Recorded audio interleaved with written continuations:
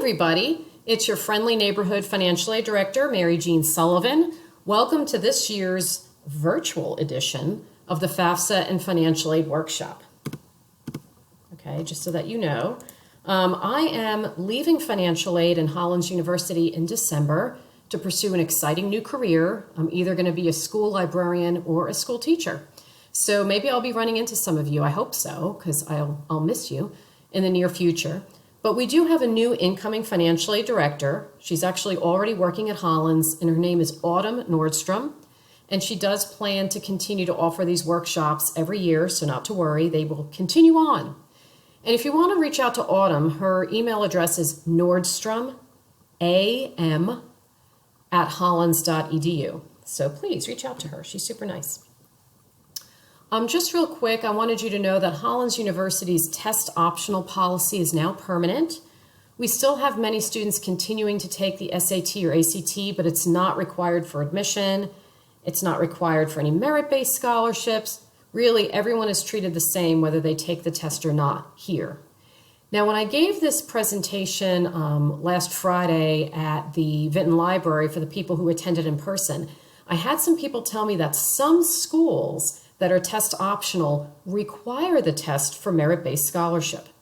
That's not the case at Hollins, but that was very interesting for me to hear. So you may want to check with some of these schools that your students are applying to make sure that they're not at a disadvantage if they don't take an SAT or ACT. New at Hollins, we do have a HOPE scholarship that's starting.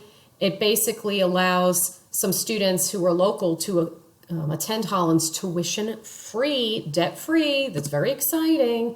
So to be eligible for a HOPE scholarship, the student has to be a Virginian living within a 40-mile radius of campus, be a current high school senior, and be admitted. And they apply first by applying to Hollins University, filling out a HOPE scholarship application, and submitting a FAFSA all before January 1st. We have several of these scholarships to give out. We can't give them to everybody. So what we're doing is we're trying to prioritize students whose adjusted gross income is less than $50,000, but that doesn't mean that someone whose AGI is above $50,000 won't be considered.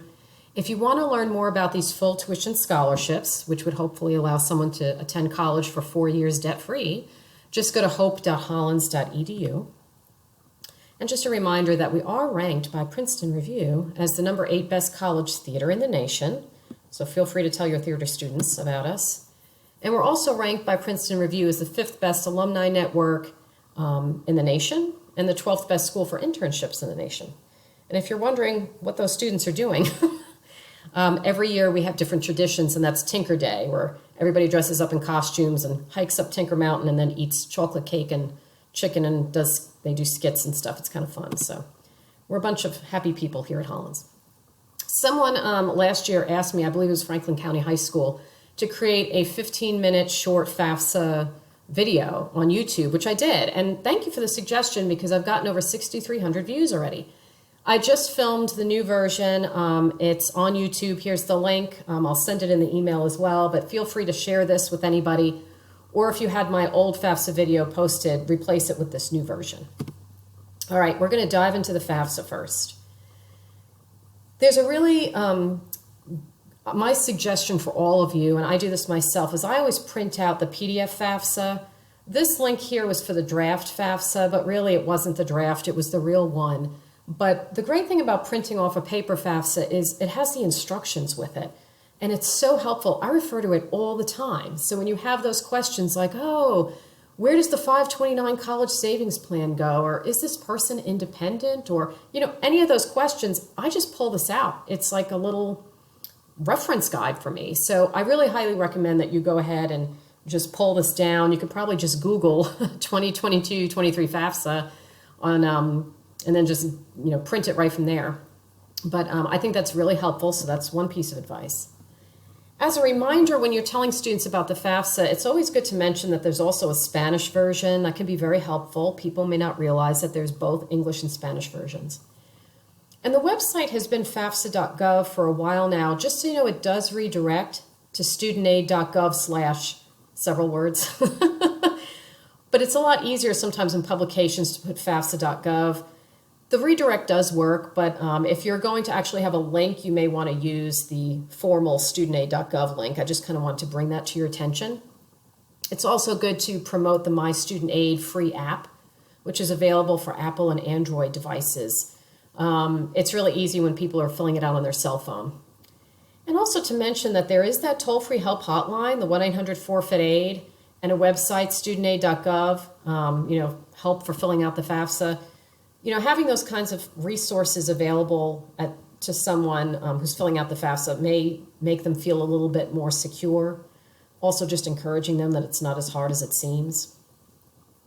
I've noticed in the past that people really like this slide. It's a reminder of the fact that the FAFSA uses 3 different time periods, all in the same form, which is why I have 3 clocks here. And that can be kind of difficult for people if they're not reading the instructions. So most of the questions relate to as of the moment you're filling out the FAFSA, like what's your address as of now, or what's your marital status, or what's the value of your checking and savings accounts and your assets. It's all as of that moment you're filling out the FAFSA. But it is good to let people know, hey, your tax and your income data for the 2022-23 FAFSA is from 2020. We have people who fill it out wrong all the time because they're not looking at the small print. And also letting them know that some of the questions actually look forward to the future, like number in household and number in college. That's as of the time that the FAFSA is going to be active. So July 2022 to June 2023. So if someone's wondering, do I include this sibling? They're moving out. Well, then probably not. The other important thing is you're going to have families who look at this and say, oh my gosh, I made more money in 2020 than I'm making now, the recession and all that. So it's really good to remind them of the FAFSA professional judgment. You may need to not, go into total detail, but just say, hey, fill out the FAFSA with the 2020 income information. And if you have any extenuating circumstances where your income isn't what it is now, nowadays is different, reach out to your school. They can help you. There are 2 significant changes to the FAFSA. So as you know, the FAFSA asks males if they're registered for Selective Service. That question is still on the FAFSA, but they've inactivated it for 2022. So if you look at that last sentence, it says the Selective Service question will remain on the FAFSA, but your answer will not impact eligibility to receive financial aid. They just didn't have time to remove the question. So just know that students do not have to register for Selective Service in order to qualify for federal student aid. They should still register, but it won't impact their federal financial aid. Also, drug convictions will no longer affect federal student aid eligibility.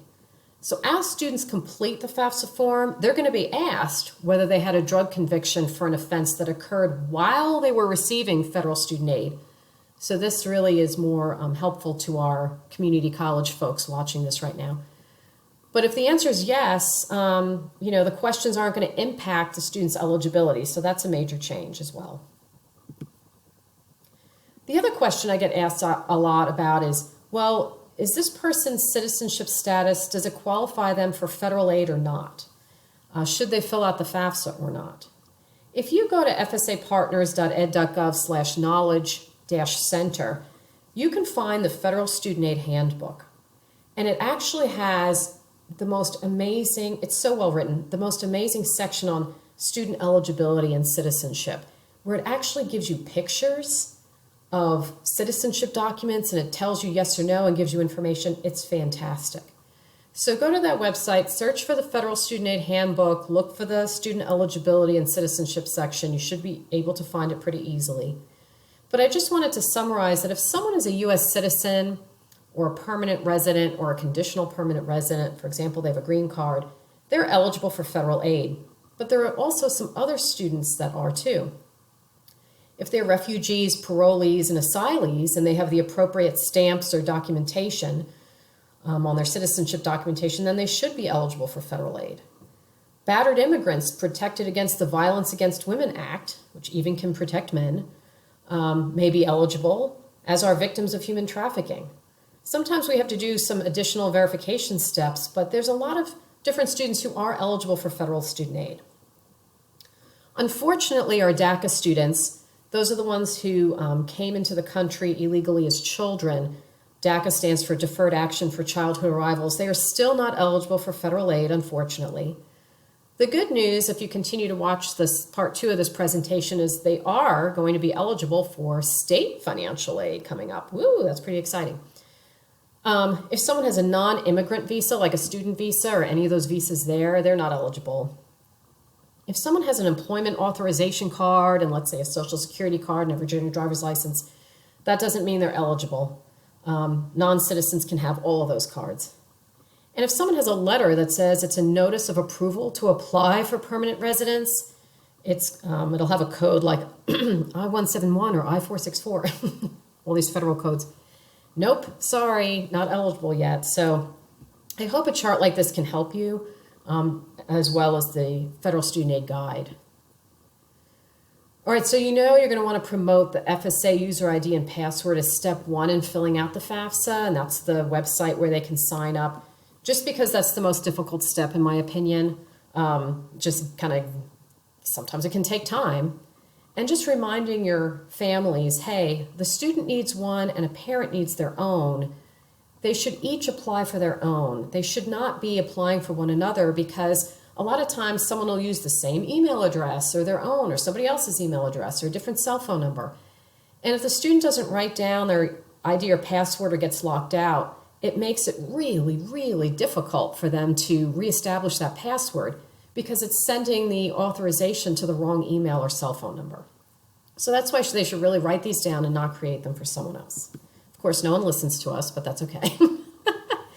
Step 2 is not gathering fabric samples and colored pencils, but you should let students know that they should have the necessary documents at hand when they're getting ready to fill out their FAFSA. For example, their social security card, they're always guessing on their number and it's wrong, and then the FAFSA errors out and it's a whole big hassle. Same with when they're setting up that FSA user ID and password. I mean, if they set it up with the wrong social security card, it's a pain. They should also gather their 2020 federal income tax returns if they filed, and any bank statements. You might also want to tell your families, hey, if you're not using the app, if you're using the website, you should turn off your browser's pop-up blocker. And the FAFSA in it has smart logic embedded that will offer you the ability to skip unnecessary questions. So if it asks, you don't need to fill out this section, do you want to skip it? Yeah, skip it. The third thing I wanted to let you know is you want to encourage families to use the IRS data retrieval tool. That's where it imports tax data directly into their FAFSA. Now, not everyone can use this feature. So if a parent doesn't have a social security number, they can't use the feature. If the parents were just married in 2021, well, this is using 2020 income data. It's not going to work. If the parents were married but filed separately, it's not going to work because I can't add the two different parents' information together. Or if they wrote will file, well, the IRS data retrieval tool won't show up because it's going to think that there's no tax return in place yet. Same if they filed a non-US tax return. So again, not everyone can use this feature, but most people can, and they should use it. And in case you were curious, this is what it looks like on the app. They can't fit all the questions on one screen, but it's not, the most difficult thing in the world. They can give it a try. It really does cut down on the chances of their FAFSA being flagged for verification, where a school has to, double check this information. That's a good thing. The other thing that's helpful for you to tell your families is that sometimes the FAFSA asks questions that are confusing, like, did you file an IRS Schedule K-1 for 2020? And you're thinking to yourself, what the heck is a K-1? That's what the little question mark's there for. Yay, it's the info button. And if you click it, which they should click it, it will tell you the answer, like, what is this? What is a K-1? Which, by the way, if you were wondering, it's for people who have a business partnership. And it's that partner share of income and stuff like that. So that's why it's really important to, if they have a question, don't guess. Can impact the FAFSA's calculation of their need, or make them answer other questions that they didn't need to answer. So they really need to kind of pay attention as they're filling this out. Also, the FAFSA asks about a Schedule 1, different than a K-1. A Schedule 1 is the part on the 1040. Some of the questions were moved off of the main page of the 1040. to a second page. Why, I do not know. But the Schedule 1 has a bunch of different additional income questions and adjustments to income questions. And I list a bunch of them here. So for example, if you received unemployment compensation, you're going to have a Schedule 1. If you have a business or a farm or rental real estate, you're going to use a Schedule 1. If you had an IRA deduction or other kinds of things, you're going to have a Schedule 1. The weird thing is the FAFSA will ask you, did you file a Schedule 1? Answer no, even if you filled one out, if the only reason you filled it out was for, and then they'll list a handful of these. So if the only reason someone filled out Schedule 1 was for unemployment compensation, the FAFSA wants them to answer no, which is kind of confusing. So that's something that you may want to look at when you print out your FAFSA, the PDF paper FAFSA. It talks about that. Right at that question, it will give the reasons why you should say no, even if you did. What it's trying to do is figure out additional income, but it doesn't want to do that for certain conditions. This can confuse people. It can especially confuse people if they're racing through the FAFSA and not really reading the fine print. So another reason to tell people to slow down. Now, if all that hasn't confused you, you also want to remind students to pay attention to which colleges are listed on their FAFSA. Every year we get a bunch of people who will say to us, hey, we added Hollins to our FAFSA. Why haven't you sent me a financial aid package? And I'll go into the federal system. I'm like, nope, you didn't. Or they do the wrong FAFSA year. That's even worse. So just remind students to pay attention to what year they're in, what colleges are listed on their FAFSA. And they may not know that they can go back in their FAFSA and correct it, but as you know, they can. If you're looking for a web banner, video, or audio clip to promote FAFSA filing, studentaid.gov about PSAs, for public service announcements. They have some older, they're quite a few years old last time I looked, options that aren't bad. But the really good one is the Federal Student Aid channel on YouTube. They're really updating that regularly. And also their social media account, like Twitter, they have some really great infographics. So I would actually direct you to their social media accounts and YouTube for better information.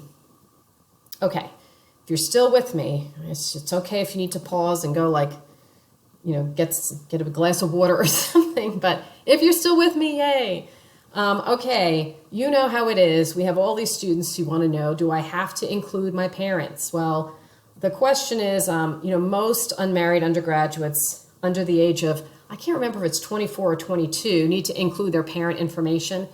For this FAFSA, it's, were you born before January 1st, 1999? And if you were, you're independent. So I guess that's the age of 22. Just review the yes or no questions under step 3 of the FAFSA for the exceptions. For example, if someone has a legal guardian, if someone was an orphan or a ward of the court since turning the age of 13, if someone's homeless, those things. The step 3 of the FAFSA is very specific, and they also have in the instructions all the conditions that someone needs to meet to be independent, where they wouldn't need their parent information on the FAFSA. But most of the undergraduates, if they're unmarried, need parent information. Now, if you have a student who says, I don't meet any of these conditions, but, I don't live with my family because of abuse, abandonment, or neglect, they might need a dependency override. And a dependency override allows a college, because it's up to each individual college, to make a student independent on the FAFSA. Like I said, it's for conditions like abuse, abandonment, or neglect. So let's say a student's living with their grandparent because their parents have a drug issue and they're not in their life. They're not even able to take care of themselves, let alone a child. That would be a really good condition. Now, this is versus homelessness because there's homelessness questions right on the FAFSA that allow students to just be independent without having to go through this process. But how it works is the student is going to force through their FAFSA without parent information. And then they're going to submit a request for a dependency override and proof to each college that they're thinking of going to. So for example, proof might be a police report, or it might be something from Protective Services. It might be a letter from a guidance counselor or a teacher on letterhead, that kind of thing. Each school makes their own determination. But like if I say, okay, I'm going to make this person independent, I need to update that FAFSA. And it shouldn't take too long. I mean, if this is dragging on longer than 2 weeks, that's a little weird. But the student's going to want to begin the process as soon as the FAFSA is forced through without parent information, because there's not going to be that all-important expected family contribution on the FAFSA. That's what schools need to determine what kind of financial aid someone's getting. So that's why they kind of need to force through the FAFSA, reach out to the college right away, and advocate for themselves. The other question I'm sure you get a lot of is, which parent am I supposed to be using when I fill out the FAFSA form? Excuse me, this infographic put out by the U.S. Department of Ed is available on their Twitter account. It is so nice. You might want to use this. So it says, like, are your parents married to each other? If so, both of them are on the FAFSA. If the parents live together in the same house but are not married, maybe they were never married, or they're divorced or separated but still in the same household, both parents are on the FAFSA. Now, if the parents aren't married and they're not living together, the parent the student is supposed to use is the one that they lived with the most in the past year. And if that parent is remarried, the step-parent. And what's nice is this flow chart goes all the way there and tells you. So you can say, yes, see, you do need the step-parent. And you know how it is. You'll always have a student that'll say, well, actually, I live exactly 50% with each parent. I'm kind of forced to. In a case like that, the FAFSA says, okay, then use the parent who provided the most financial support in the past year. That parent will go on the FAFSA. And if that parent happens to be remarried, yep, the step-parent. So that's how this flow chart works. I think it's very helpful. I hope it's helpful for you as well and your families. Okay. We're going to get into some of the tricky FAFSA questions that we get a lot.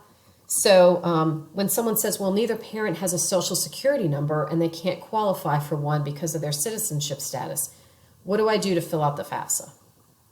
What do you think?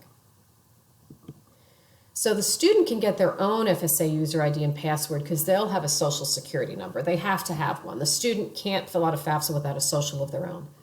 But for the parents, they can enter in all zeros for the parent's social security number sections. And at the end, after they submit the FAFSA, they're going to want to print out a FAFSA signature page, have a parent physically sign it, and then they're going to mail it to the address on that sheet of paper. And that's how they can get around that issue. Another one that came up a few times last year, my parents are married. Do I include my parent, let's say it was a dad or a mom, if they're in prison?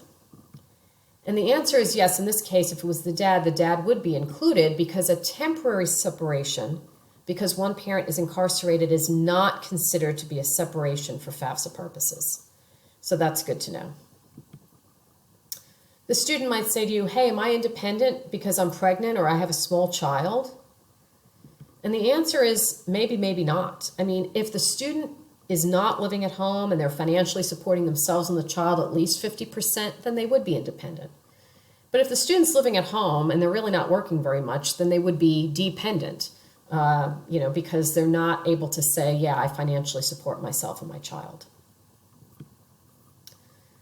Should I include my sister and her baby? They live with us. Well, most likely, yeah. Even if the baby's unborn, if the student's legal parents, who are in the household, are supporting the sister and the baby at least 50% and will continue to do so.